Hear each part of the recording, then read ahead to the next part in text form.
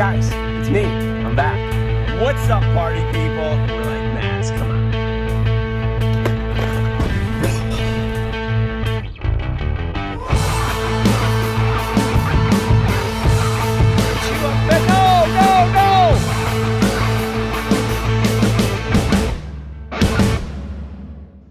All right, this show is taking a turn for the. Hey, where's the third guy? Where's Patrick? What's going on? I thought he kicks off the show every week, and they're just I was waiting. I'm over here. I got a drink, and I look up, and it's just me and you. I don't know what to do. Yeah, I don't either. Hey. So why don't we just have Buble? What? We'll Yeah, celebrate. First off, cheers, right? Cheers. Rick's gone. Rick, What did we call it? What was the show called? What did we call this week? This one was Rick's Toxic Nuts. I thought we were going to learn all about his toxic nuts. So Yeah, which I mean, is both misleading and accurate all at the same time. But we'll get into that. We got a lot of fly by the seat of your toxic nuts show up in store for everyone. Yeah. I can't wait. No, this will be fun. So I wore my New York hat because I know, and most people are like, what is that? I had to learn. Like I went over and I announced an event in New York and we were at the Mets Stadium. That's the Mets. I'm wearing, it's the Mets. How do people not know the Mets with Darryl Strawberry and just a team that's been around forever? So I wear this hat and people are like telling my wife, they're like, he's wearing the wrong hat. I'm like, what are you talking about? I know 50 Cent and all the cool people wear the other New York hat, but fine. All right, so I'm bringing this. Look, as the Dallas Cowboys in football and the New York Yankees this out today in baseball because have shown us anyone can buy talent. Yeah, they've done a good job. The Mets have been refreshingly resistant to talent. They don't, I was bummed out because people like at the event they're like name 5 players in the Mets, and I was like, I gotta go to the bathroom. I'll see you guys in a minute. I gotta leave. So current. That's all right. That was a whole nother deal. I don't think I could name 5 current baseball players at this point. I used to be so into it when I was little. Yeah, no, I'm with you. I was Jose Cruz, Nolan Ryan, Astros. I'm going to date myself when I was in Texas, and I was always against the Dodgers because my family New York. Can we get an update on Rick? Like, do you know where he's at specifically? Because I think we could maybe touch on that before we jump into the show. Rick is or can't this just be the show? Yeah, this is the show. I mean, this is what I like. We're just having a podcast. We're talking. I'm just talking to you. I know there's some people in the chat. We're going to get to the chat. I think Caro's there and a couple other folks. Metalhead Music. What's up? So, yeah, we're just talking. But you and I talked with Rick about toxic walnuts. Do we want to get into this walnut talk now, or do we save that till later? I mean, well, so you asked me where Rick was, and Rick is in Western New York, living his best life. He's there with his son, Maximus, and his dog, Bauer. And he's visiting his mom. And as we speak, he's on a plane, or should be on a plane, coming back. Now, in fact, based on the way that we're botching the show opening, I hope that he's on a plane right now and not in the chat and not watching us. That's fine. But yeah, he went out to visit his mom. He's really good like that. He's close with his family, both the family that he was born into and the family that was born of him, and the family that he acquired because the real Monster Bass Live is the family and friends we made along the way, right? Yeah, that's what we're a gathering. We're growing. It's still we're adding family as we go, so that's a fun way to do it. And when we when we had our little meeting, I don't know why I'm diminishing it. It was a regular meeting. It was a big meeting. It was a big meeting. We had our gigantic meeting about what we were going to do for this live.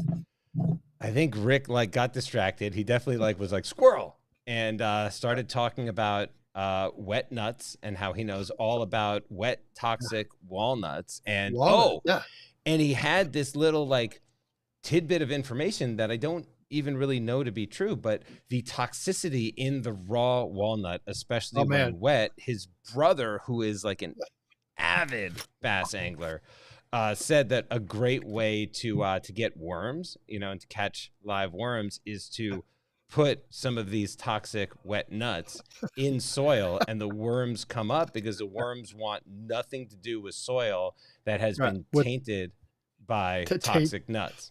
So yeah, from that conversation, I went to Google, and with AI now, and I'm pretty sure everybody within like a 20-mile radius of walnuts, you're going to die. All your plants are going to die. Like, be careful out there, because the stories behind, oh, my garden next door and my trees were dying, it was all to this toxic, whatever it is, from walnuts. But anyway, that's, I think, where we got this toxic nut talk, and Rick he's going to come back, and we need to get some, because walnuts are good for you. They're like a brain full. It looks like brain. Were you able to corroborate as far as whether or not the toxicity from raw walnuts that have fallen off a tree and are possibly wet from some sort of precipitation, whether or not that brings forth the worms? Does anybody Chaplain Cat right there.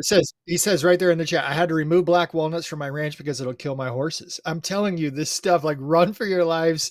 I don't know who's managing our walnuts just so I can eat walnuts, because walnuts are great. Like I said, brain food, but walnuts in their raw form, I don't know, man. It's kind of messed up, a little messy. But I corroborated the story. I didn't go into the worm section, but like, plants and animals vacate, and it actually is a poison that kills. So stay away from, I think that's public service message number 1 today. Stay away from those raw walnuts. Human evolution is so fascinating to me, because you have something, right, that's so toxic, it's gonna kill you. that the animals either stay away from it, or you have to remove them, like Chaplain Cat, because it's just killing horses left and right. Like, willy nilly.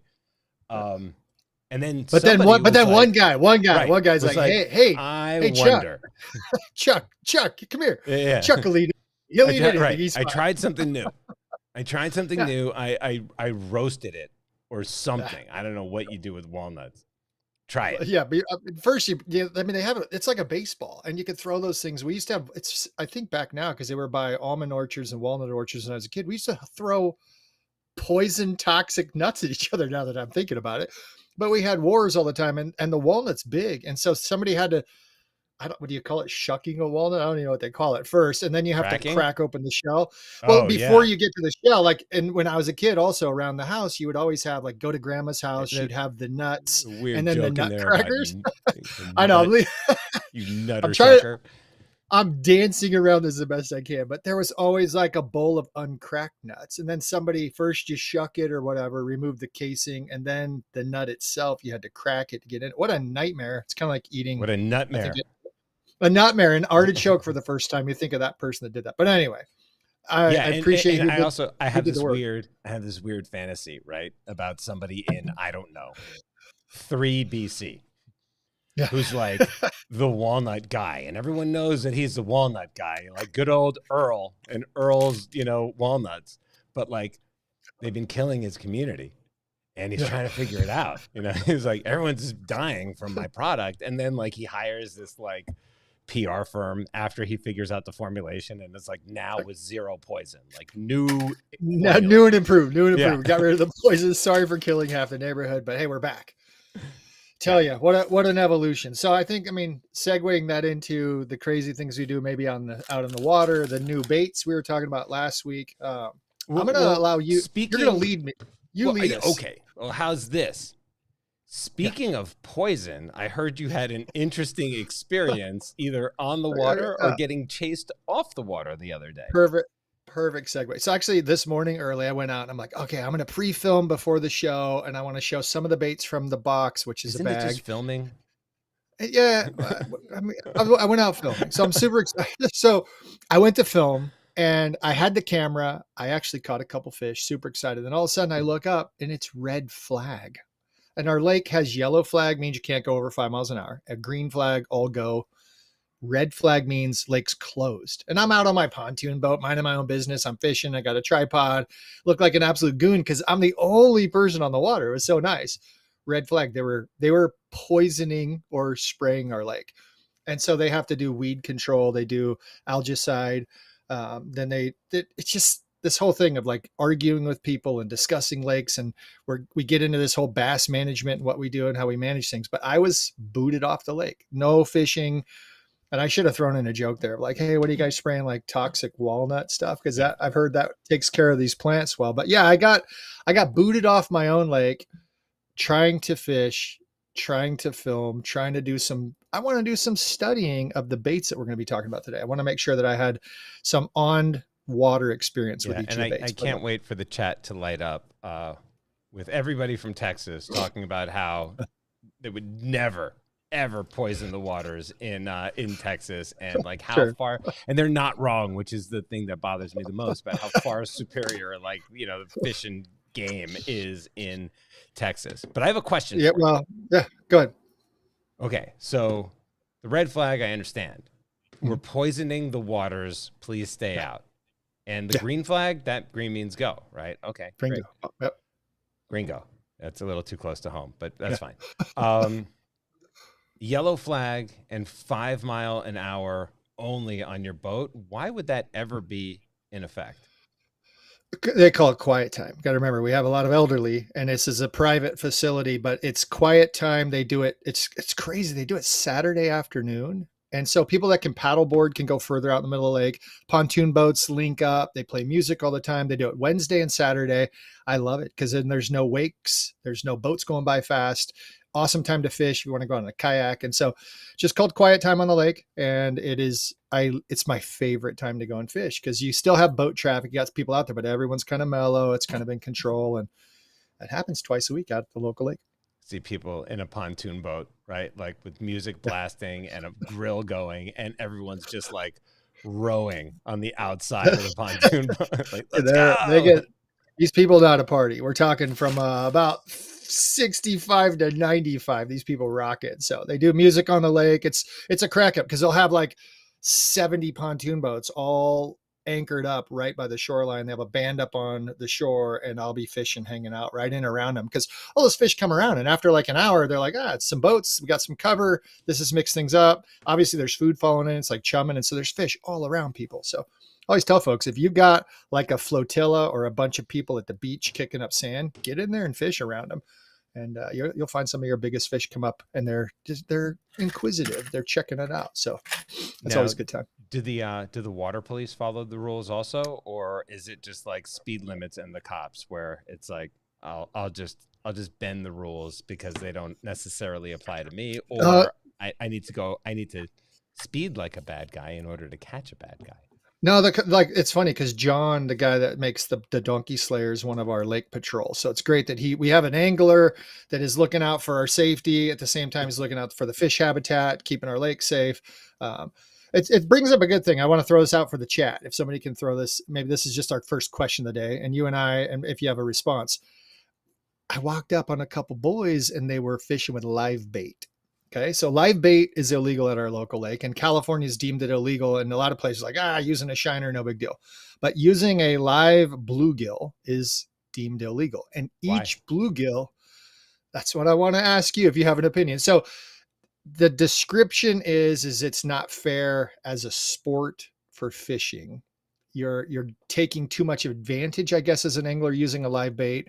Some say that the fish will gut itself more often, meaning it'll swallow the bait and you'll gut hook it, which I see a lot of kids doing that anyway. If you're using a Cinco, or if you're even using drop shot, whatever, you're not paying attention, the fish swallows it, you can still gut hook it. So this is kind of the question, is like, why is live bait illegal? That's just my like, is it anti-sportsmanship? Because you can go out and catch bass just to eat. But I was just curious of people's opinions, because if you go to Florida, or if you go to Texas, I don't even know other places, but if you're going out in the ocean and you're going to use like a casting net, and you're going to get threadfish, and you're going to catch shiners, and you're going to go fishing with those smaller fish to try to catch a bigger fish. That's a skill. That's pretty cool. But these kids that illegally caught some bluegill, and I'm like, hey, guards coming around, they've been given tickets. Every bluegill in your bucket is an offense. So if you got like 20 bluegill, you could be like $1,000 times 20. You get a $20,000 fine for having that bucket of bluegill. So I talked with the kids. It was really cool. Showed them some baits. We chatted. I showed them an imitation. It was kind of neat. I said, hey, this is an imitation of a bluegill. I think you'll have more fun learning the skills to replace that live bait. But what you've done is you learned a skill fishing with a live bait. And so they were thankful. And then right after I kind of turn and here comes one of the guards that I know. And he's like, "Hey, are those kids using live bait?" And I'm like, "Nah, they would never do that. These guys are cool." So it was kind of a funny interaction. But my first question, we got overregulation by non-English. Why do you, what's your opinion? I mean, you're in this world and you're making baits and selling baits that mimic bluegill. Why do you think it'd be bad to use live bait? Just a random question. I think it's stupid. Just like the Olympics. Well, okay. I changed my whole opinion on Olympics. I may be out. I may be done, but keep going. All right. So first of all, I'd love for anyone with an opinion to call in and share it, because I'd like to hear it, and we're not going to keep you waiting very long. Once we see the phones light up, we'll let you right in, and we'll kick you right off so that somebody else can talk. But I think, look, if you're talking about overfishing and depleting the population, that's one thing, right? So I know that, like, they're talking about long line fishing, or just how destructive it is on the ocean to just what is it, like, just drag a net behind you and whatever. Trawler nets and all that stuff. Yeah, right. Sure. So that I totally understand. I also want to go back to tournament fishing for a minute and talk about, if you're in a tournament and the tournament has specific rules. Well, it's a private tournament. They can do whatever they want to either keep things fair or a level playing field or what have you. So I have no problems with any sort of either real or wacky tournament rules, because it's their show, and you could either join if you're into it or not if you're not. But, like, the whole over regulation is such a slippery slope to me. And if you're talking about, hey, the level of incident where you're like, what is it, gut hooking, gut wrenching? Yeah. What did you call it? Yeah, it's, well, if the all it is gut if checking the bait, a fish. I mean, I won't tell you this poor. Actually, I'm going to tell you, this poor kid catches a fish. He snapped his rod. The fish is slapping around on concrete. He's trying to get his camera. He goes down, dunks it in the water really quick, takes his photo, it swims away. He was so upset that his rod, it was an absolute disaster. And the gut hooking is, if some people say, if you're paying close attention to your rod, you're going to be able to set the hook and it's in its lip more often than not. But it doesn't, if the fish puffs its gills and that bait happens to go right into its mouth and it goes towards its throat, you can hook basically the entrance of the stomach. You can gill hook a fish on all those things as accidents. And you're talking. The only time that I caught a muskie, I hooked it by the tail. Okay, well, that's a foul hook, which is pretty hard normally to get in a muskie. If the muskie, was it a good size muskie? Yeah, it was pretty good. It was pretty long. Probably felt like a shark. Yeah. So when you get them not hooked on the face and you can't direct them and lead them, like on the tail or the side, sometimes that's really hard to get them in. But the point, going back to, I keep asking people why live bait is bad. I've not received a scientific answer. Like you're saying, if it's catch and keep rate, if a person can keep 5 bass, can't they just go catch them as fast as they can or however they want and keep those 5 bass and go home? And that's what I keep asking for. I just want an intelligent answer. So when I go out there and there's these kids and they're breaking the law, and I'm like, I don't want them to get a ticket. So I tried to educate them, like, hey, what you're doing is actually a cool skill, but I don't want you guys to get in trouble. As an angler and as a representative for a lot of brands, I'm asking the world, why is that bad at a lake that you don't have to worry about catch and keep rate? Yeah. And I don't know.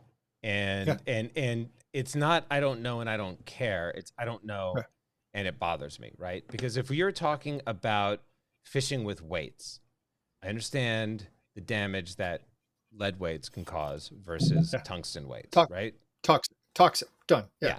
So, and I'm also comfortable with the fact that, like, each state and each person has their own comfort level, right? And so the laws kind of evolve as, like, the need develops, usually, right?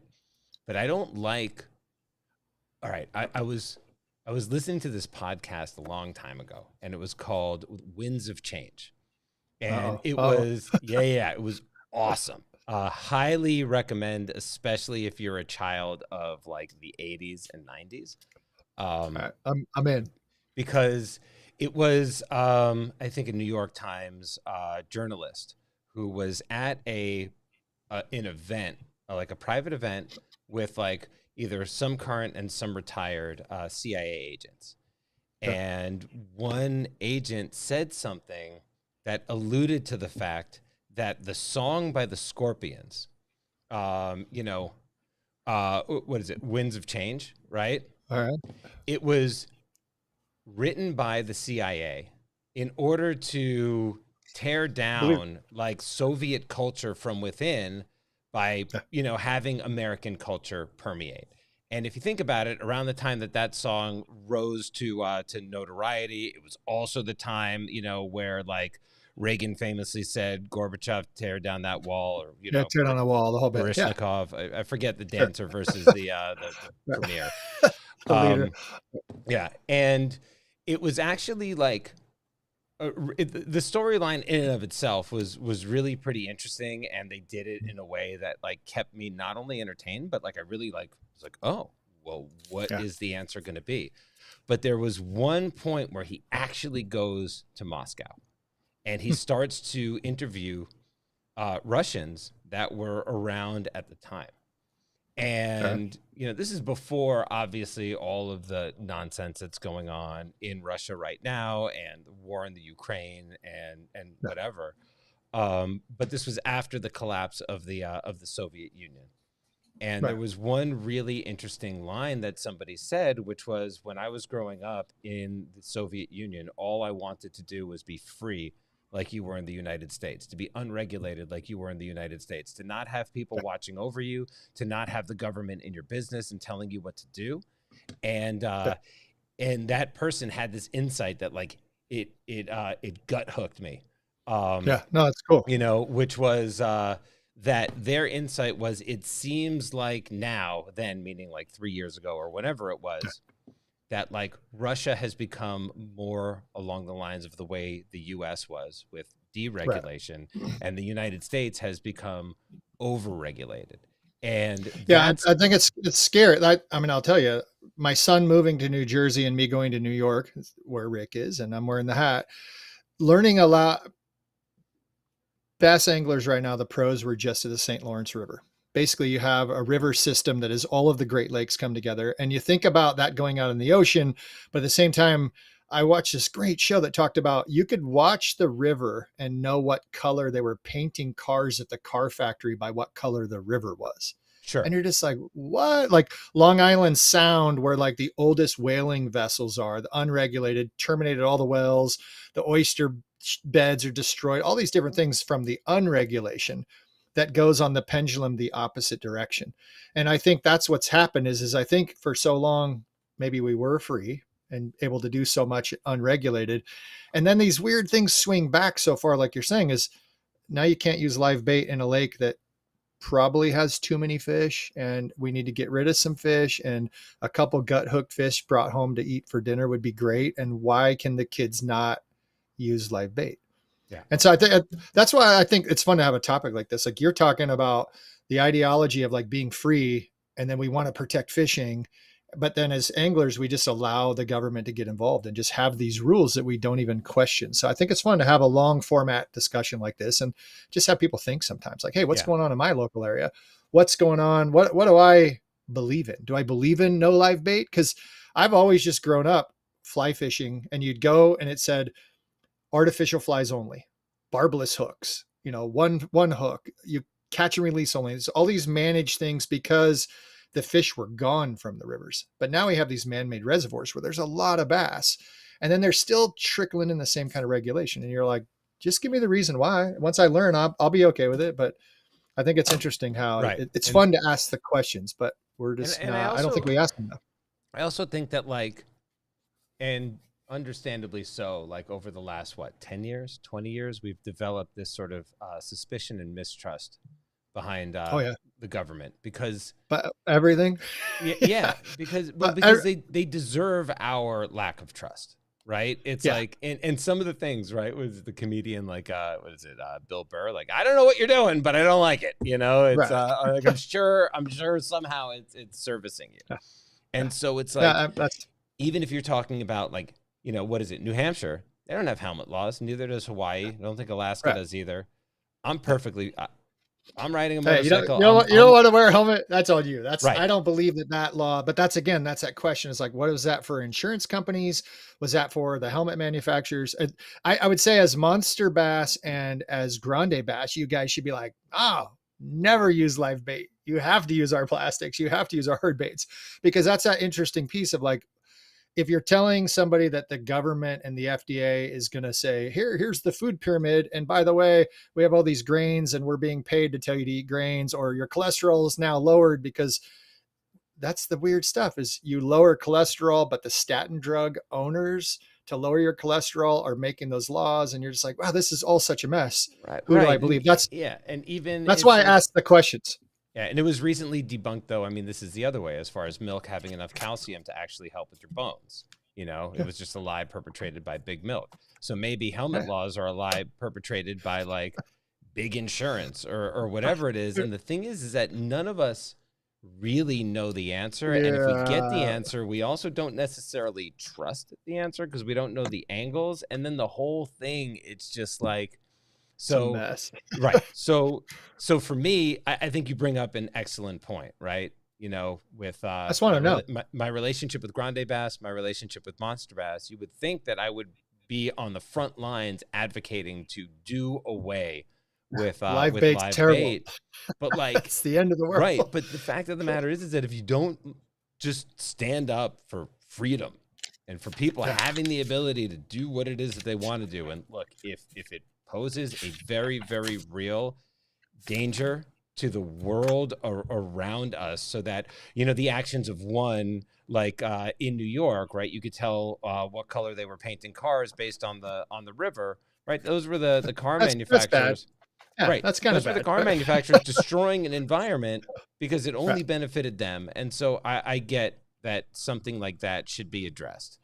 But and I could argue all day long that implementing soft plastics and breaking off in a fish or having the debris from soft plastics ending up in your waterway is worse than going around and just using live bait. Like you could have that environmental argument all day long. That's why I just like the opinions, because hey, what's the reason? I cannot get an answer. Somebody call in, tell us why live bait's bad. What the irony is in the chat, everybody lit up of like, that's how we catch gar. That's how we do this. That's how we do that. I still can't get an answer of why it's bad for a fishery, unless it's a depleted fishery that you're limiting the catch rate. But anyway, I think we'll move past that one. Right. But so my general stance on it is stop making stupid rules for the sake of having rules. Like I'm really, really tired of them.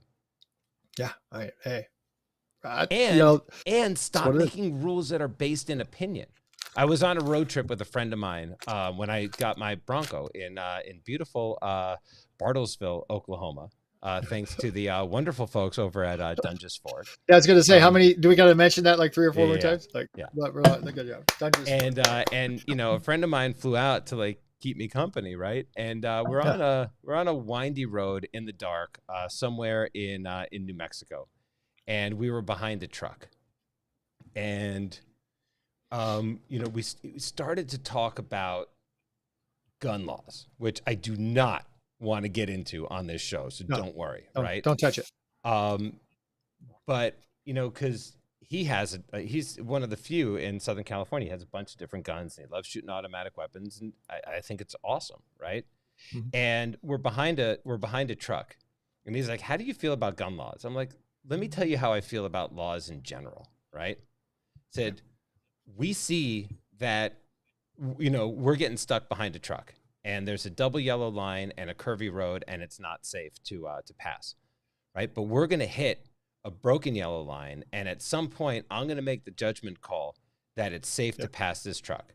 And if you were my mother sitting in the front seat, you'd clutch your heart and go, we're going to die, right? Right. And so my feeling is that when it comes to opinion or general comfort and making rules, like if my mother was in charge of when it is safe to pass a truck on a mountain road and when it's not, there would be a zero tolerance for passing rule. And it's completely subjective based on her comfort level and her own, like, sorry, Mom, neuroses, and not based on fact or evidence or data or, the effect of those actions at all. And Right. And so I, in general, that's my stance on rules and laws, is that most of them are stupid because I don't understand them, and because I don't believe the answer, and because I also don't know who's benefiting from those rules. If it's Right. humanity as a whole, like, and it's factual, then great. But if it's just like some dude who's like twiddling his mustache and making money every time somebody doesn't merge or pass a truck, I want to know who that guy is, and I want to You give want him to a be that wedgie. guy. You're like, yeah, that guy's messed up. No, that's good. What do we, as far as our timeline for today, what else do we got? I know we have some boxes we want to get through. Yeah. What do we got for do you have a grande bass? Cause I want to tell you, I'm holding on to this thing right here. This was the one. I've never used this before. And we could talk about this in a little bit, but the tail on this grande bass The bait. mega tail. Tell me about it. So I'm just going to tell you, this was in the box. So I went out there and we got these right here, the grande bass limited edition. Let me just pull that one out. So the brand new, the ripples on this thing. Yeah. The The mega 8-inch tail. mega tail rattlesnake. Love that bait. So this bait, two-tone, I went for it on like a power shot because I was kind of making a funny video, kind of teasing some friends because they're like, I don't use drop shot, I'm a power fisherman. So I'm like, cool. So I put it on a bait caster and I used a pretty big weight down at the bottom and I left it up about 1.5 feet. And this thing swims so good through the water. The action of that tail, crazy, just incredible. Thinking of that thing on the fall, having it swim down, pulling it, keeping it off the bottom, going through the grass, and then even just letting it dead stick and letting that tail just up there. Okay. So could you tell me a little bit more about that? And I'll give you context into like why I want to know, right? So it's no secret that I am not the most familiar with bass fishing. And I was at ICAST and I saw a lot of soft plastics. And a lot of them, or some of them, look very similar to our offering. Yeah. And when it comes to like a mega tail or like a curly tail bait, we're not the only one on the market.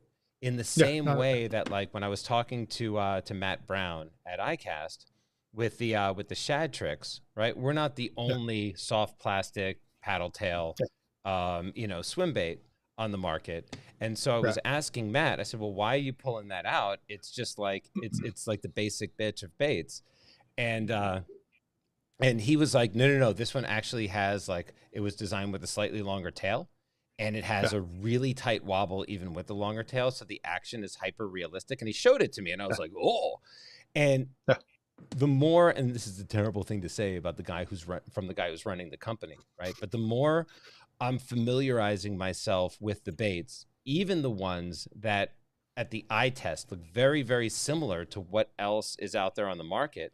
Jerry Shin, the original designer and creator of grande bass and all of these baits, I mean, this guy was an absolute genius because even the ones that like look the same to me, they react. They have a very, very different action. So could you walk me through, just for my own education, how this would differ from your experience with a bait that looks similar? Yeah, I mean, I'll tell you, the biggest change with these baits versus other baits, and it's hard to see right here, is just the ridges. And so there's so many things you can do with the ridges and how the ridges change the action of this bait. So, and it's interesting feeling it. I know there's an inner, I'm going to call it an inner core. I don't know. And this is one thing I'd love to find out. It feels like that inner core is not perfectly cylindrical, meaning I feel like it, and I'm just having to feel this, and I'd like to verify this later. It feels like it's narrower. So the top and bottom, that core is a little bit more rigid this way, and it's a little bit less this way. What that'll do is that allows that thing to wobble side to side even more. It would be indicative if you rig this thing right, and that's how I rigged it on my hook, is I have the clearer color up top. And so I like to try to pretend to get my turn tail to go up, and that doesn't really change the way you fish it, but I've always done that with whether it's a grub or something. And I thought, oh, maybe it stays out of the bottom and the dirt or whatever, or the grass a little bit more. But that swimming through the water, because of the ridges, and if you think of the ridges, if you have a solid bodied worm, and I just grabbed another worm that's here, a solid body worm is not going to have as much freedom. Those ridges are going to allow the kink point to be smaller, closer, and more narrow. So that worm is going to have a lot more flexibility, but it's still not going to look it's not going to look like a little tiny worm to a fish. So the presentation is going to still look like a bigger meal, but by having those ridges, you also have the flexibility of that thing having a lot more action. So that's super important to consider these. Now you have all these bait scent companies, and this is one thing that I don't know. I haven't done any testing, and I'm not a big bait scent person.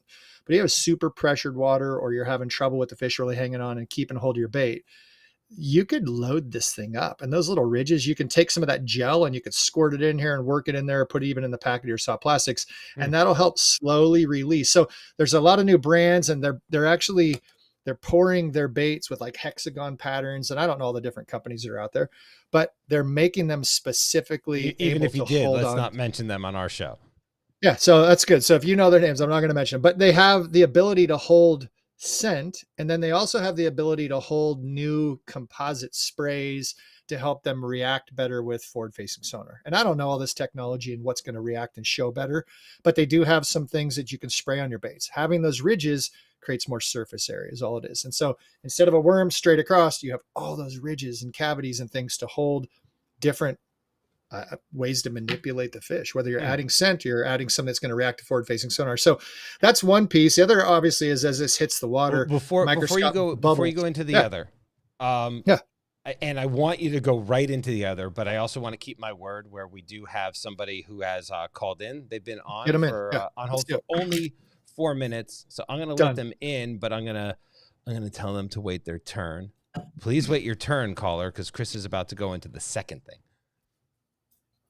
All right, what do you got? Okay. All right. I will wait my turn. Thanks, Matt. Yeah. So, all right, check this out. One thing I love about this, there's always a concern with baits of them lasting versus catchability. Is the plastic going to break down? Is it going to rip? How many fish do you get? I want to discuss this a little later. Is like, how many fish should you get off of a bait? If you spend $1, is that worth one fish? How much do you spend? So the plastics, and I'm loving the plastics on these, but more importantly, like I want to fish this thing weedless. But when you fish it weedless, depending on the time of the year, the fish don't always grab the thing, and you can't always set a really big hook set.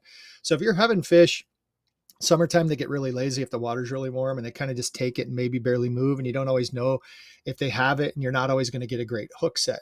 I can peel this back, and I can peel in just like 2 or 3 of those little ridges, and I barely can hide the hook tip from the grass, but it's inside those ridges. And I'm going to try to get it to where you can see it. But basically all that has to happen is it just presses down enough to pop out of the ridges rather than pop out of the center of that bait.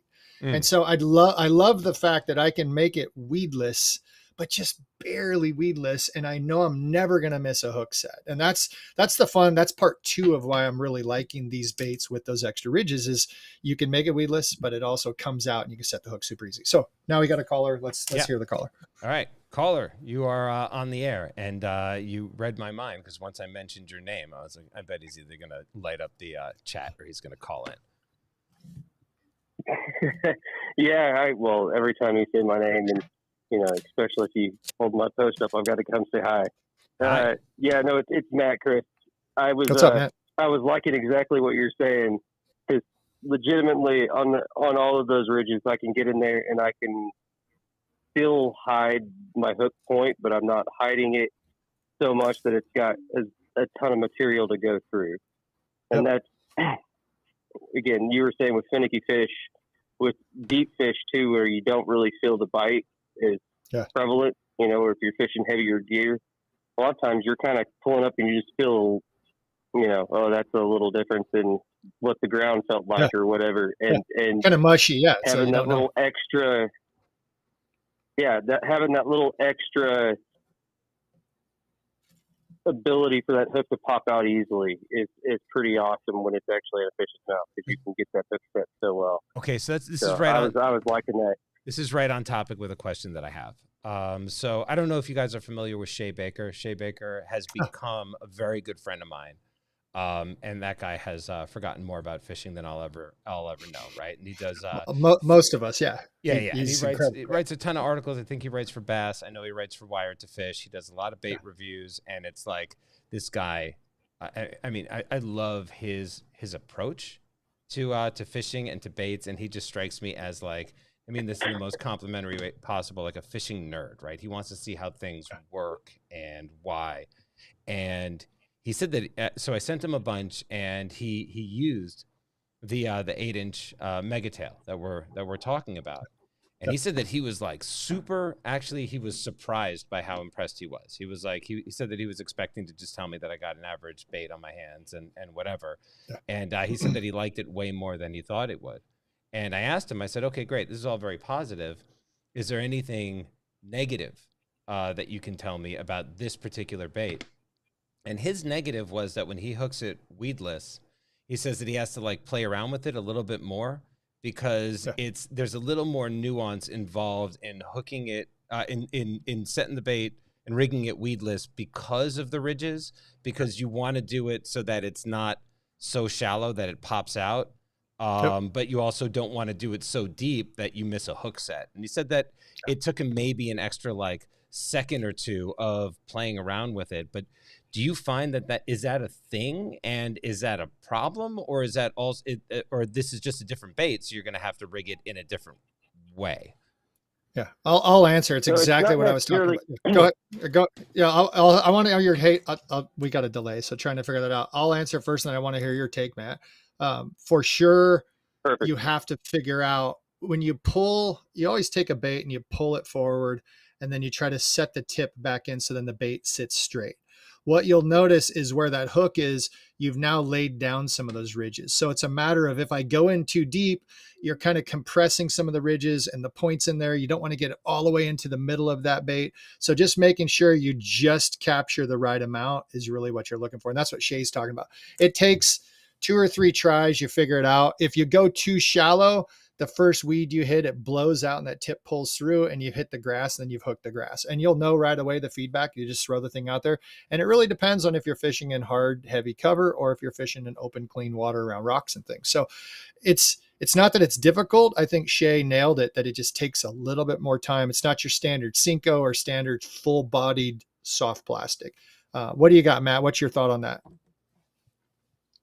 I was going to say the only thing different is, like you were saying, when you pull it back, my trick has been, so instead of going quite as deep as I would go, I actually leave myself a little more play. So instead of to make the worm set super straight, I actually try to pick maybe a ridge or two shy of where I'm hooking, would normally hook just a normal, Carolina rig or any sort of Texas rig worm.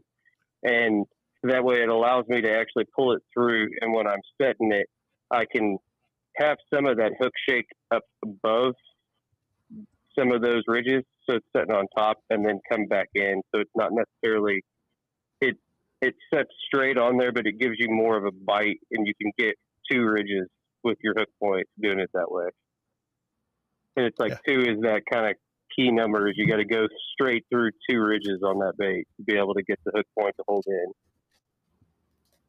You're dead on. I mean, that's it. All it is just dealing with it just a tiny little bit, messing around with it. A couple people in the chat are asking about doing this on a Jika rig. There's the Tokyo rig. I brought these out today. This was kind of fun because I had this in my pocket before I got booted off the lake.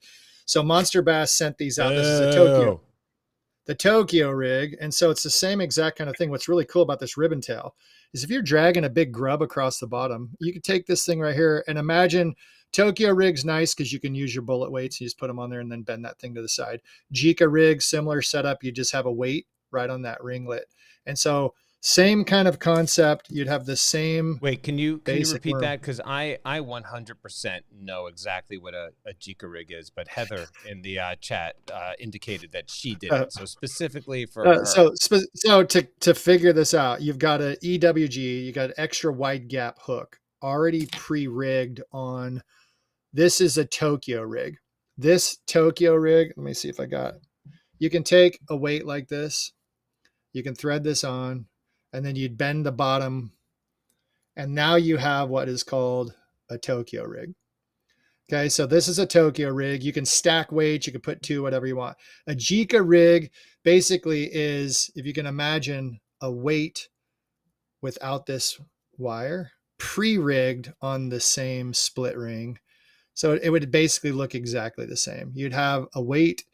It's kind of like a moving jig head, a warbler head. There's so many different names, but a Jika rig coming out of Japanese domestic market, all these cool ways to fish. It's basically a weight really close to the head of the worm, but also on a swivel. So it allows that bait to spin free, and you're keeping Why really would good. You use that instead of like I'll tell you, they're both Nico and Jika are pretty dang close. This is a little different than Texas rig because your Texas rig is up here in your line. And then that pulls that weight, it pulls the bait down, it gives a different presentation.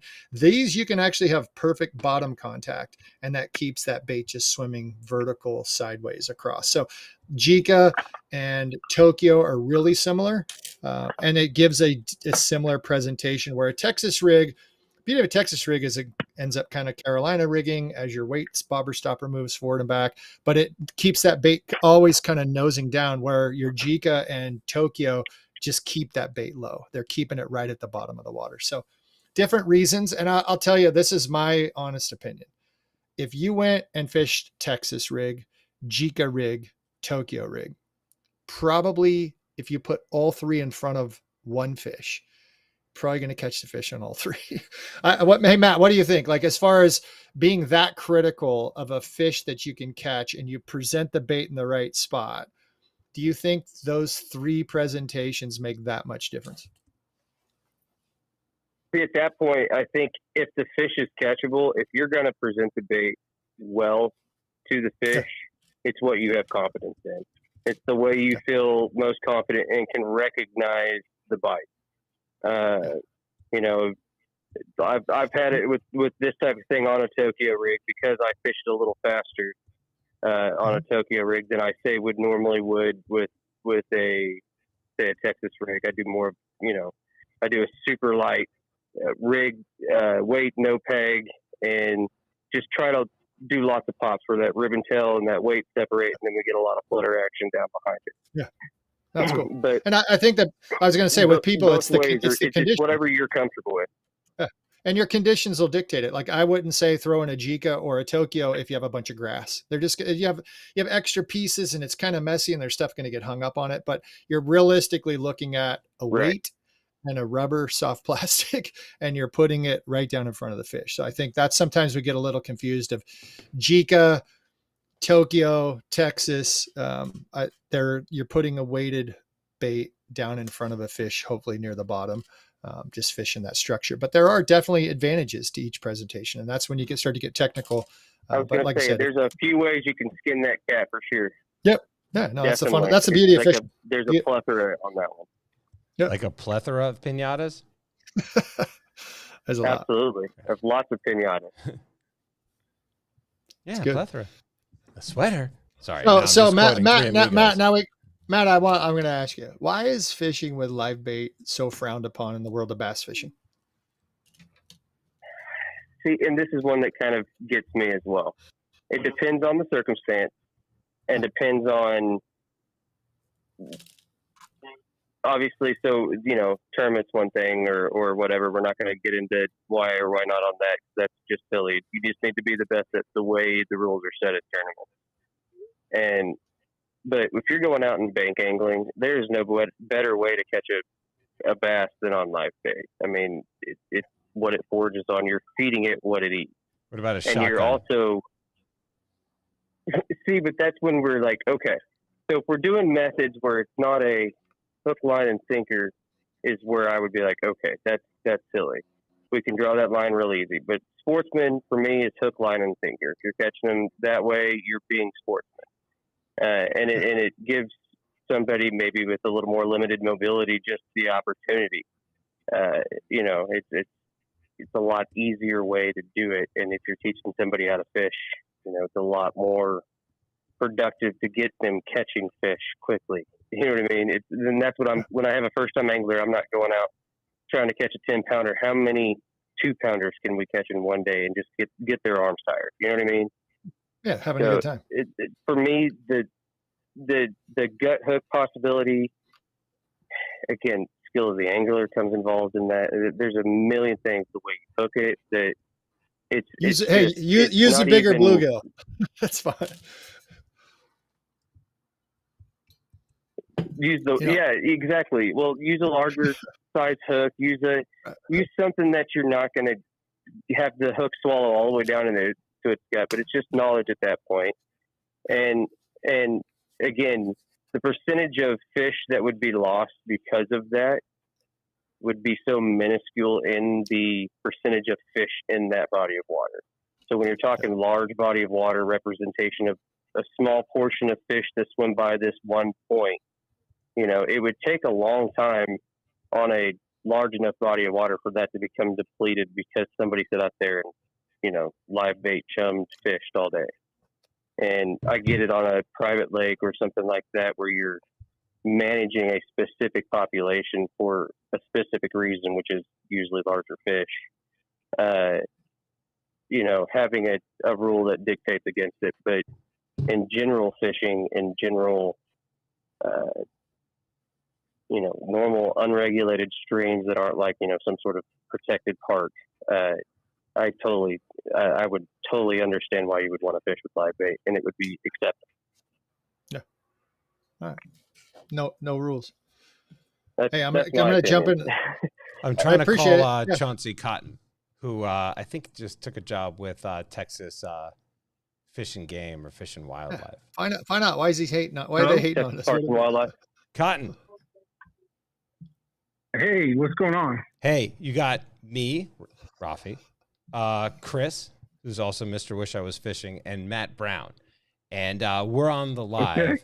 And I was looking for you in the chat, and I noticed that you were not in the chat and you're not watching. Right. Yes, that is correct, because I am at my new house. Okay. Right now, going through it. Okay. As much as I'd love to hear about your life, we have a question for you, because you recently, the reason you have a new house is because you moved, and the reason that you moved is because you have a new job, and that new job is what? Texas Parks and Wildlife. Okay, we got a guy here. So I got a question. Can you ask a question? Okay. All right. Okay. If you're fishing a lake, we got to go hypothetical here. There's a lake, reservoir, river, doesn't really matter to me. And there seems to be plenty of fish. So we're not worried about catch and keep rate. And the rate, say that you're deeming this lake or said river, you get to keep 5 bass. And I'm just going to stick with bass because it seems like we talk a lot about bass here. We all love bass. Okay.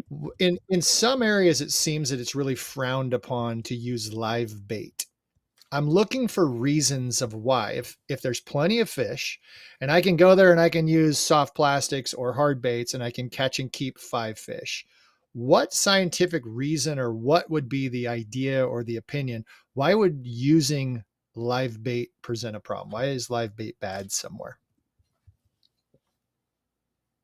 The only reason for, like, in each state would be more of invasive species. If you're using a bait that's not local in that area and throwing it into a body of water that could potentially still be alive and get off and be an invasive species in. Yeah, that's a reasonable answer, by the way. So this is great. So this is perfect because I hate to tell you, you don't know me really, but I'm from California and we've wrecked a lot of our places with water around here by that specific thing. As some invasive species got moved to different places because they were using said bait to fish, say, the Eel River and Sacramento area. Bait fish got up into the Eel River and have destroyed that whole river. So there used to be, would actually give out bounties to go and catch these fish. Now, what about if I was telling you with a cool rule would be you can only catch the fish from the reservoir? Can you see any problem? So I'll just tell you what's our local area. Kids catch bluegill that are residents of the reservoir they're fishing in, and they turn around and they fin hook those bluegill and use them to catch bass. As I'm not putting you on the line with your job, do you see that as a problem if they're harvesting local resident smaller fish to catch bigger fish? Is there a scientific reason why that would be bad? I think the only reason for that, if it's the same body of water, overfishing it to catch another fish, and that way it would deplete that food source for that bass. Yeah, and that's the whole thing, is like understanding the food source, understanding the catch and keep rates, knowing that they have Correct. they're like, if you take a 5-pound bass and it takes 5 pounds per pound to keep that bass alive, that fish is going to eat 25 pounds that year. So if you catch one little bluegill and then you take that big bass and catch it and you take it home, well, you've just saved that fishery a whole lot of forage fish. And at the same time, that's Correct. just the scientific understanding of like, what are we doing to these fish and why do we have these rules? I'm always just wondering, like, what's the reason that you can't catch a live fish or go and fish with something that's native? You know, in California specifically, I don't know if there's live bait allowed at most of the reservoirs, but most of the times it says no live bait. And I was just curious on a scientific reason of what would be the reason to have a rule like that and enforce it. What's the situation in Texas? Can people use shiners? Can they use live bait? Yes, they can actually use live bait. There's some lakes that actually sell it at the bait stores around the lakes for live bait. So, like, take for instance, Lake Fayette. Okay, Fayette is a power plant lake, and those fish absolutely love. They call them water dogs here, which is salamanders. So you could buy a bunch, like a bag full of salamanders, and that is like the natural food source there at Lake Fayette. So they absolutely love that. But if you try to take that to another lake, that's going to be an invasive species there. Right. And you guys, that's part of your job, I guess, is to monitor, to make sure they're not transporting invasive species and using non-native live forage, I guess is the way that maybe be worded. So like Clear Lake is one of the most famous lakes out of California. And they do shiner. Yeah, and that's like with every lake here in Texas. We actually have what's called a PPO, which is a park police officer. I'm sure other states got them, but they actually help the game wardens in each park to regulate and make sure that invasive species don't come in the water systems or even in the park with an animal or something. So, that's awesome. Yeah. Oh, that's cool. No, it's interesting. Yeah, because at Clear Lake, I was saying they sell live bait at a lot of the locations. When they do like catfish tournaments out at Clear Lake, most of those guys are using live baits. I was out there for a little while ago and talked to some guys during their tournament, and I know some guys are using those for bass as well. But it just seems that it's very frowned upon in the bass world, and I think it's probably the tournament world has really pushed that narrative. And like we said, we completely understand that. But no, thanks for the clarification. That's good. I like the invasive species idea. Like that's a reminder to make sure they're not bringing in invasive species. Yep. We actually had a big discussion on this today about the Guadalupe bass actually here in Texas. There's only certain lakes here in Texas and a lot of the rivers here on the southern portion of Texas actually have the Guadalupe. And we were talking about why doesn't all of Texas have the Guadalupe bass in it? And we're talking about the invasive species and what it would take away from smallmouth and largemouth in the state too. So it's one of those invasive species that once you introduce something into a lake, it's going to take away from something else that's already there. Once you change, yeah. Now, isn't the Guadalupe, that's your state bass, I believe. Is that fish? Is it native to Texas? It sounds like it is. Is that something that you've looked at reinstituting and putting? Was that in a lot other reservoirs, or is that something that just was in certain areas and that's an invasive fish that'll really take away from largemouth or spots? The only lake that I know of that it does have it here in an actual lake is Lake Travis, and that's right outside of Austin. Yeah, now, most of the Guadalupe is actually in the river systems, which I got the Guadalupe bass in my park at Pinellas Falls. Okay. What I think I really want to know, who wins in a fight, a Guadalupe bass or a largemouth bass? Which one's tougher? Actually, I'd say a Guadalupe. Right. A Guadalupe is more of like it's really aggressive and it's very similar to a smallmouth. Yeah. No, it's cool. That's you got these native species invasive. The river systems is where our largemouth really should have been in the Mississippi River system. It's kind of funny to think of like these. I'm starting to call fish feral fish because they were all like these hybrids. And I learned a little bit about horses from a friend and the fact that all of Native America's horses, with the equine that used to be here, they all went away, and then the conquering people because of the black came walnuts. back.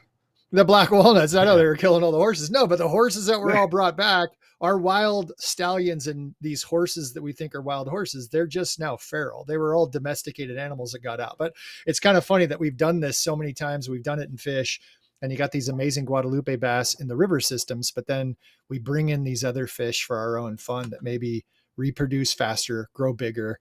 And we know we do that out of our selfish endeavors, which, hey, all I'm going to say, all that wrapped up. Thank you for what you're doing in Texas, because you guys are killing it. You guys are crushing it. Yeah, absolutely.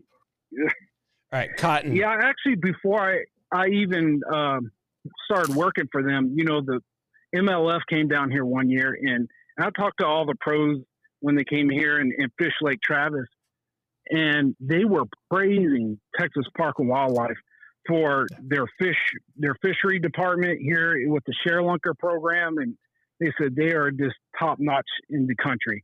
So it made me want to definitely work for them. That's for sure. Yeah. Take all the credit. Just tell people, I don't know how long you've worked there. If this is a new job, just be like, yeah, I've been doing this for years. I got 13 pounders coming out of all these lakes. I've been doing a great job is what you should tell people. Cause I mean, hats off to Texas. It's cool. Cotton, Matt has been blowing up my text saying, why are you letting this guy on the phone? He's taking up all my airtime. So we're going to have to let you go. All right, man.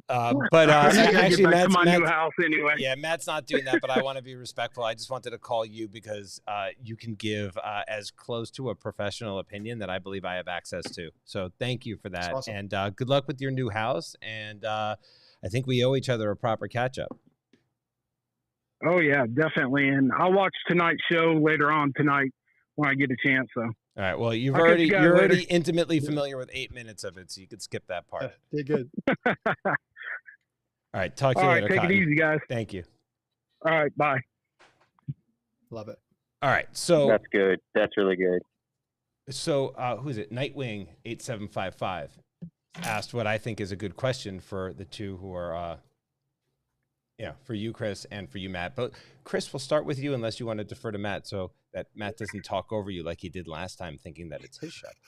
But he asked, what's a good follow-up bait for whopper plopper when a fish just missed it? Any worm. You miss a frog, fish, throw a worm, and just wacky hook it and let it float down. And that's the one thing that I didn't have this experience, but a buddy of mine fished a lot of tournaments. He was fishing with one of the top pros, and he was the co-angler. And the pro said, hey, I'm going to fish the frog and I'm going to miss 1 out of 4 at least. Get your worm ready. And when those big fish come up and they miss a whopper plopper or they miss a frog, if you throw that same bait in there, they're like, nah, I'm having none of that. But if you can throw a wacky hooked Cinco and just go right at the same spot and they missed a meal and now all of a sudden there's an easy meal floating down, you have a really good chance of them just puffing their gills, slurping it in. So if you're fishing top water and you miss a couple, just have that follow-up wacky hooked Cinco and just throw it right in there. So that's my answer. Matt, what do you got? I'm going to counter you a little bit. All right. I'm going to say a 2-up. Do it. I like it. Oh, we lost Matt. I'm on Texas rig. What happened?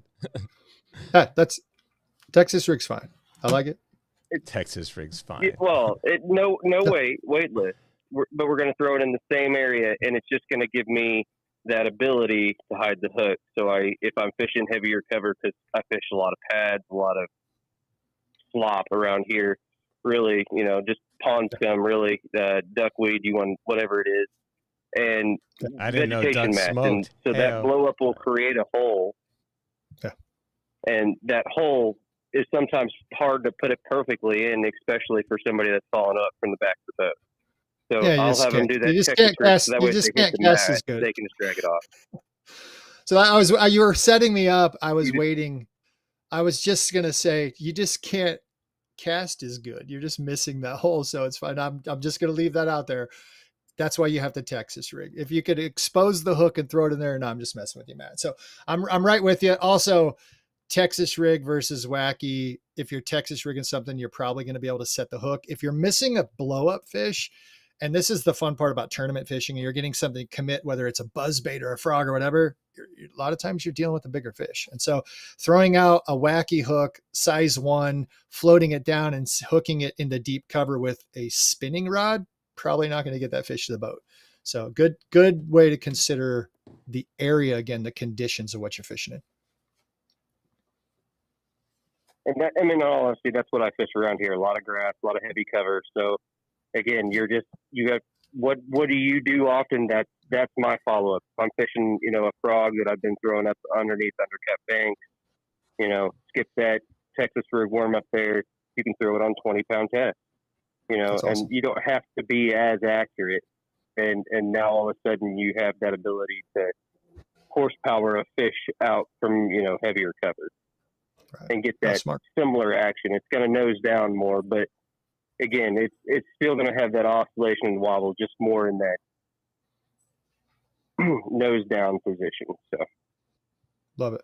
Hey, I want to ask you, because I know you're really familiar with these baits. This big crazy tail. Somebody asked about Neko rigging this. I am such a fan of the Neko rig with all soft plastics, but I've found with the grande bass, the one little thing, because they are so flexible, there's so many ridges, I'm moving my O-ring a little forward of center. So if you look at your normal bait, I'd take like a stick bait and I would basically just nose hook these things. So I put a nail weight in the front, and then on my if I'm going to do this thing with like a Neko rig, I'd go back. Just normally there's like an egg sac, and I'd probably put it here. I don't do things wacky when I Neko it. I like it to fall down and move across the front. But what I've found with these is I have to move my O-ring up a little bit. I don't want it to fold in half and rise like that. I want it to rise from the nose. And so it's going to nose down with that weight, and then I'm going to peel it up. It's going to swim. It's going to go down. So have you found, you use a lot of these with Neko rig? And if you do, are you pushing your rigging point a little further forward? So the hook position for me is more of the style of cover I'm fishing, and what I'm trying to do. If there's a lot of snags on the bottom, or that I'm fighting through a lot of snags, I found that if I slide it up a little bit and get it a little further away from the weight, I can fish it a little easier around, say, rock or cover like that. That the hook point's not down in the rock; it's just the plastic. But yeah, no, I have done it. I like it, actually. I prefer to almost set it right on top of the back of the nail weight. Is probably my preferred method on sandbanks or, fishing open water, just because you can get a little more tail action with that because you have so much more exposed plastic. Yeah, that's awesome. Matt's got it figured out. No, the last question, a couple people in the chat had asked about the durability of the tail. One person said they're getting a lot of short strikes and getting the tail. That's one thing I will share. When you bring in a ribbon tail like this, and this thing is just fluttering around, you're going to make a lot of bluegill excited. That when you look at a crappie jig, there's your crappie jig. So just know you're going to be trying to false feed a lot of other fish other than the big bass you're searching for. So very often you'll get a small little forage fish to come down, a little panfish, and they'll be nipping at the tail. And a lot of times you can get a tail strike. You're like, oh, I missed a good fish. Well, a lot of times that's probably a fish you didn't want to catch. And that's what could be ruining the back end of that bait. And if you do happen to catch a bluegill, don't cut it up and use it as bait. You get in trouble. Unless you're in Texas. If you're in Texas, I think it's fine. Yeah. It's all good. I was going to say, depends on where you're at in the country, for sure. But no, that's definitely very true. Like the softness of the tails of the baits they are definitely very soft baits. Just based on you add the less dense body because, the ribbons, but they, at the same time, even though they're less dense, they're still very capable of holding up. So I don't have a lot of short strikes necessarily that take, say, the worm body off my hook. That's of, I had an actual short strike on a bass, that ate it all the way up to almost the hook body. It just didn't get the hook. You know what I mean? Yeah, no, and I don't know if you can see the screen, but I'm going to do something that somebody might think that this is like against the rules of fishing, but I have a brand new, perfectly gorgeous looking ribbon tail, and I'm going to take it and I'm going to pinch it.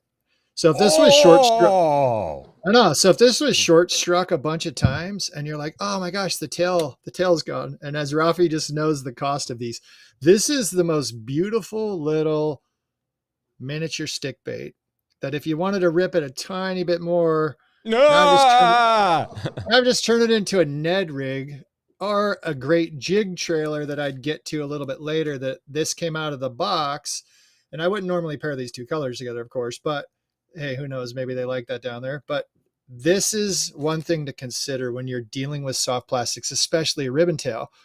Just because the tail's gone, that bait looks like a lot of the other baits you've probably spent really good money for.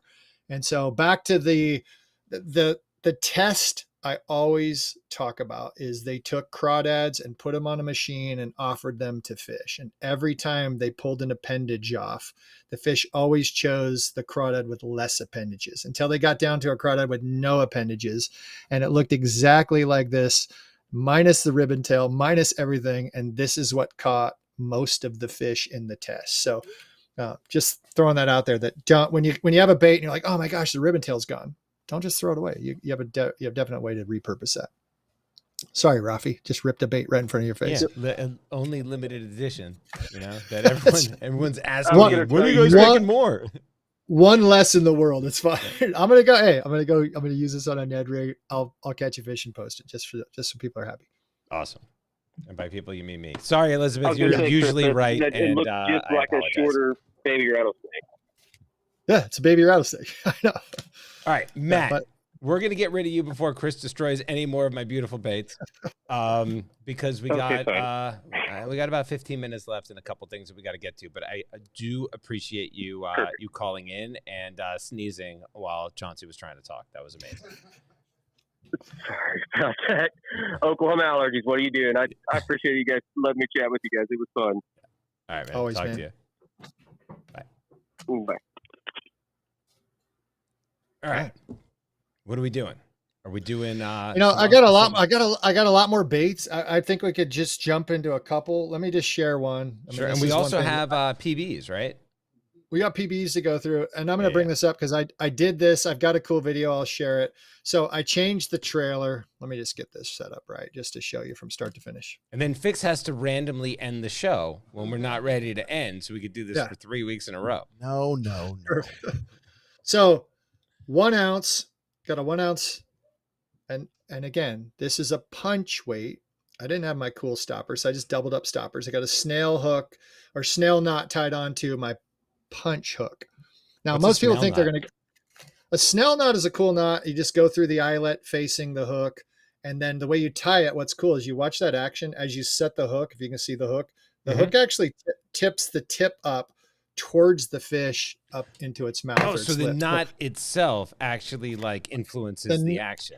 It's incredible. It's a snail knot. Again, that person that was dealing with the walnuts, they figured out how to tie it so it actually adds action to your hook to set the hook. It's crazy. So much I don't know. There's so many smart people out there. I don't even know to ask. Just type in like best hook to tie for a punch rig. Snail knot comes up. I don't invent anything. I just try to find the smart people. That's why I just keep asking questions. KVD, these came out here. I don't even know what this thing was called. Can't even see in the light that I've got since somebody said my power's out. The rodent. Beaver tail. This looks so much. And I wanted to do this because you talked about baits. 2 different brands. Make sure we got them in the picture. Yeah. Pretty similar, right? Which one's going to work better? I don't know. But this came in the box. And so the reason I'm bringing this up is just something unique I'm doing in my local lake. And I'm just going to set this rodent up to go punch. And if I was going to punch, I would normally think, I'm going to fish heavy cover. I'm going to punch this through some grass or punch it through a mat. It's summertime. I've had so much luck with this. And this is a fun one I'm just going to throw out there. I'm setting it up to punch. So I've got this cool bait. I've got it on my snail hook. My snail knot, my punch hook. And I've got a bait already right out of the Monster Bass box. I'm taking a 1 ounce, I'm going to call it a jig for talking purposes. And I I just pitch it out in front of me, and that bait falls to the bottom so fast. And this is my theory, and I'd love if somebody calls in, and we'll talk about this later. I think that goes by the fish so quick at the bottom. So I know the fish are pulled up summertime or fishing 16 to 25 feet of water, and they're down there, they're hanging out, they're having a good time, talking, whatever they're doing. That bait comes in front of them so fast, it punches through the water, no grass. They have no time to think. And so you think about the word reaction strike. I am getting so many fish on a reaction strike from a punch rig in deeper water. It's phenomenally fun. There's a technique called cannonballing, and John was telling me about that. We went out, and that was with a Jika rig, and basically you cannonball and you throw this 1.5 ounce weight, and it bounces, and you rip it off the bottom, and you just bounce it all the way back to you. I'm fishing a punch rig about the same way. That's got to be super fun. It's fun. You're engaged and you're looking for big fish. It's funny because when I was filming before I got busted, I caught a fish in my first cast, and then like 2 casts later, caught another good fish. The forbidden fish. The forbidden fish, and the lake was red flag. But I don't know if anybody else is doing that. I don't know. I caught 3 fish. I'm doing fine. Right, I'm like, the fish are fine. It's okay. But I came home and I went online. And I was looking for like deep water punching or clear water punching or open lake reservoir punching. I couldn't find any information about it. So it's just one of those little techniques that I've been dealing with this summer, having fun. The cool part is if you get grass patches, throw it in the grass, fish in 16, 20 feet. People do it all the time. They're punching through deep grass, but to be fishing open water, I think it's really fun to catch fish with true reaction and you're bouncing it. They have no idea. They can't make a decision to eat it or not. It's truly a reaction bite that you're enticing during the middle of summertime. Okay, so that was one thing out of the box. T-Rex has been guilting me in the comments the entire show about how I don't pay attention to him. So in honor of T-Rex, Fix, do you have a certain video queued up that we could just watch in the middle of the show, specifically because T-Rex, my good friend that I care about a lot, asked? All right. Sweep the leg.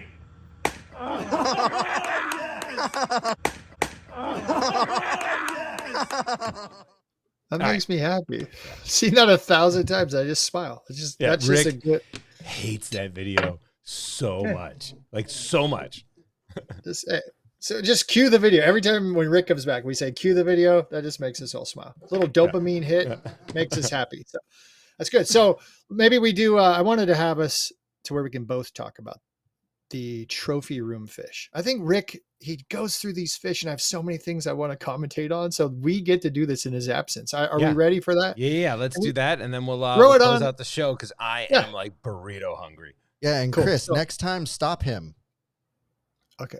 So, well, a lot of times keep our mics just on, so you know, my microphone is turned to mute quite often because I probably, Raphie and I make a lot of noise when we're not on air, but I will interrupt him. But I just want to. Okay, that's my bad. Sorry. Yeah. I hope they read exactly how I saw in the queue because I think there's a new bait out there. But anyway, we'll get to that in a minute. So roll the trophy room. I'll read through them, and then Raphie, we're going to be talking about. Yeah, Fixie, don't mute me. Check.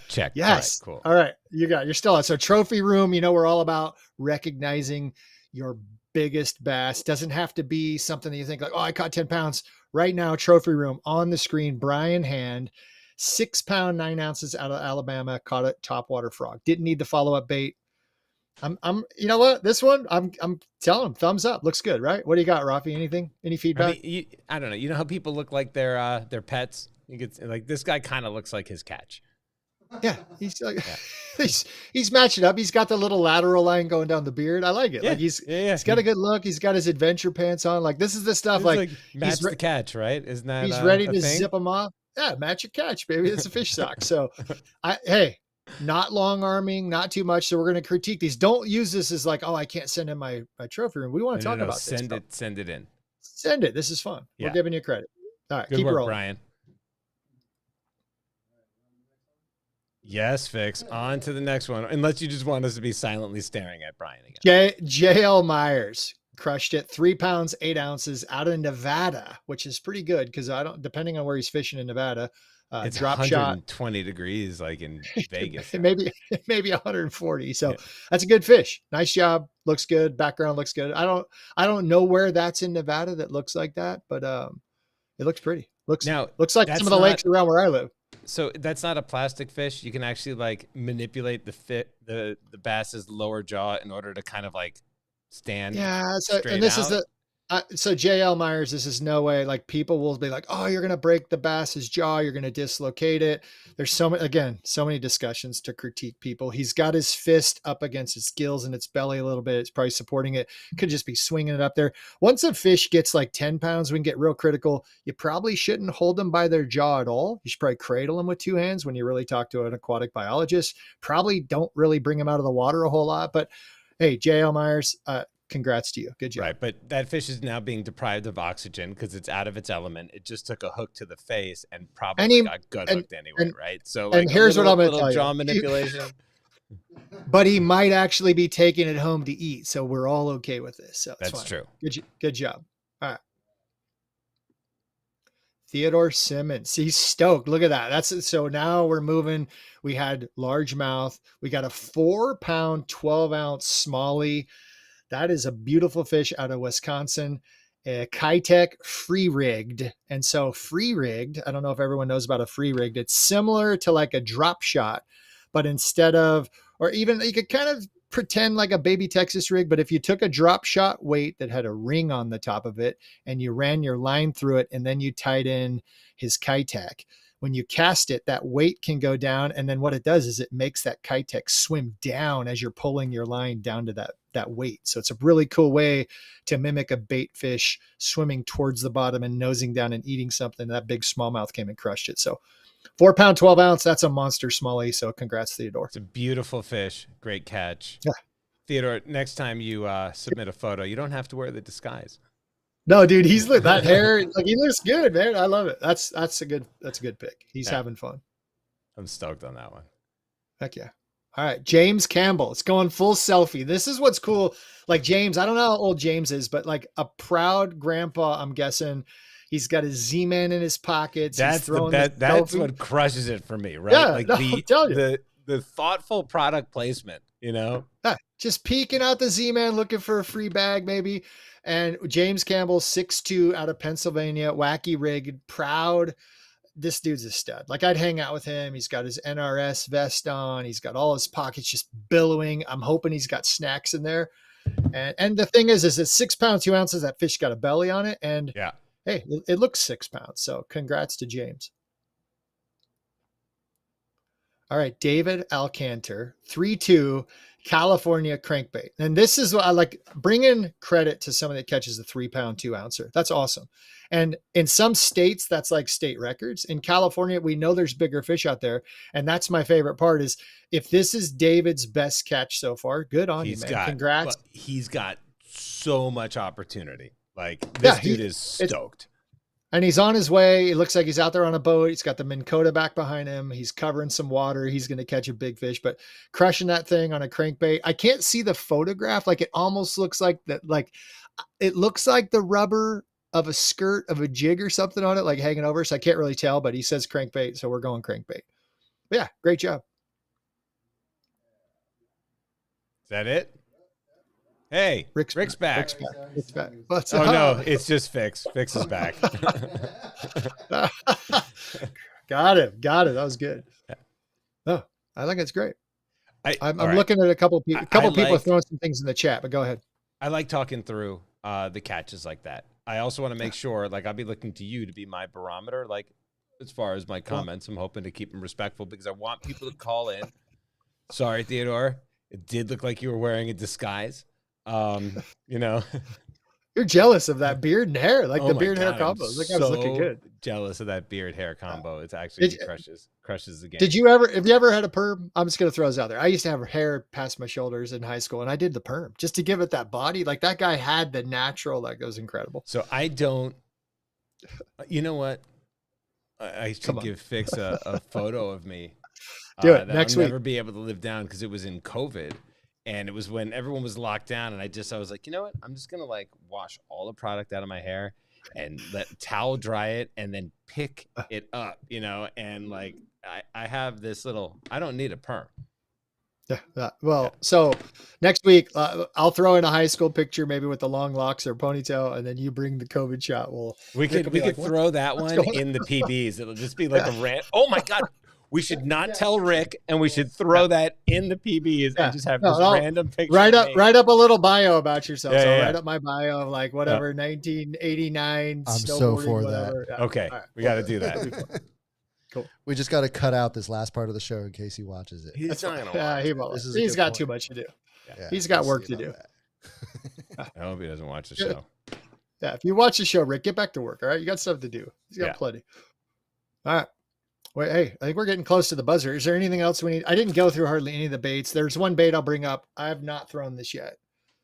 People wanted a box preview. The Ultimate Frog, Fish and the Lone Star did a little preview of this thing. I'm just going to pull it out while we're talking just because we have a couple minutes. Your normal frog, you're throwing it with a soft body hollow frog, whatever you want to call them. They're made to go where most baits can't. And they have the hooks that are kind of embedded in the sides of them so you don't get hooked. This is crazy. Okay. So now this thing, I think I got to undress it here. You got to take its little keepers off the legs, and I'll pull those off later. But you've got a frog with these crazy legs that are pretty realistic flopping behind it. And then you have this one hook. So this will definitely get caught in some slop if you throw it out there, but it can skirt over the top of some things. This frog, hard, rigid body, great looking offset hook on the back, plenty of height, plenty of open gap to get a fish to bite that thing.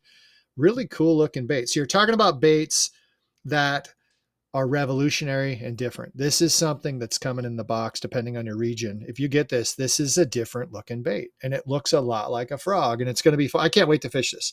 The real reason I like this is I fish a lake that's pretty clean most of the time with not a lot of cover. And a frog like this, if I throw this out there and with these legs and I'm just letting it sit on the top of the water, it's going to have a little bit of movement, a little bit of action as the waves and ripples. This thing's going to get crushed. So one technique I'll just pass out with using a popper, because there was a popper in there or not. I fished with a guy. I hadn't fished with him for years, and he actually owns a fly fishing store. We went out and we were doing float and fly, doing different stuff for bass. He was convinced I was moving my popper too fast. I'm like, come on, I catch fish all the time, whatever. And he's like, I'm going to show you something. He threw his popper and he let it sit for like 30 seconds. And he never moved it again and waited. And he said, I'll still catch a fish with that. And I'm laughing, we're joking. And then bam, the fish hit it. And that's one thing I never have forgotten is when you dead stick a bait at the bottom of the lake, a lot of times you catch a fish, it's roving around and moving and it sees it. I in my brain, I never really thought when that thing splashes, oh yeah, if a fish comes around and sees it and it's just sitting there, it still also can go up and react to that bait that's just been sitting on the top. So don't ever discredit a popper or a frog or something that's just sitting on the top, because you're not just fishing to the fish that were there when it landed. Fish are swimming around, they're moving. So it's just a good reminder. Chris, we're gonna show this to Rick next week, but as a little preview for the 30 people that are watching now, because we're not going to take us out with the slap. I just texted the picture to Fixie. Fixie, could you bring it up? All right, it's going to take a second. Fix, that's good. Why don't you come on camera and just share with us your immediate reaction to that? I'd like to see. I'd like to see how good this is. Yeah, just use words. Yeah, he's got no words. Yes. Yeah. Okay, so next week we're gonna add 2 extra PBs. We're gonna name them and give them weight, a weigh in, and all the things, where you're from and all that. And we're going to be like, yeah, we wanted to add 2 extra PBs in there. And it's going to be one of you, Chris, with that photo, and one of you, Raphie, with that photo. Should we show the photo now? No. No? Yeah. Okay. Yeah, there's only 34 people on. We're already talking about it. I know. This is a disaster. This is a disaster. I was going a little stir crazy. And my wife took the shot. Or maybe my daughter did. I forget, which makes it even weirder considering the photograph. All right. Oh man. So I was going to tell you, I've been haunted by this for a while, because I saw that you actually sent that to me when we were doing the Raphie socks. Oh, that's right. I was so close to pulling the trigger to making that the Raphie socks, but I didn't want to ruin somebody's life by having them in bed. That might be better for the front of some tidy whities. Yeah, it's called birth control. So it's like, hey, I have somebody, my significant other looks down, sees that on the sock. You don't know if that is a relationship ender or sparking something new. So, but I've seen that. I enjoy it just as much as being reminded. And I can't wait for next week. You got to give yourself a new name. Because I always make fun of him for his mustache now, and Okay. I no longer can. Okay, Raphie Socks 2.0, please. Yeah. How much? Yeah. Wait, just resend me that picture. Just send it. Okay. Perfect. I'll be wearing a pair next week. It is 30 minutes past the hour. We got to sign off. Chris, I think we did it. We did it, man. It was fun. It's a good chat. Yeah. Whether it's good or not, people, that's it's up for debate. Again, those are just opinions, so it's fine. Oh, I didn't say we did it well. No, we did it. We got through it. Rick, hopefully he's got a nice flight back home, get back for next week. We'll have some fun topics, but hey, it's always fun catching up with you. I feel like we're just hanging out. You talk about this monster bass family growing, and we're family. And I feel like, you're in our relationship. It's been awesome. Feel like, distant brothers. Yeah. It's cool. And the people in the chat, thanks for joining us. Somebody listening to this later, and not knowing what we're talking about, just come on live Wednesdays, join us, call us, ask us questions, because it's a lot of fun around here. Yeah. Now you can take us out, Fix. The show is over. Thanks. Now I cannot mess Later, everyone. Up. All right. Bye. See you guys. Sweep the leg. Yes!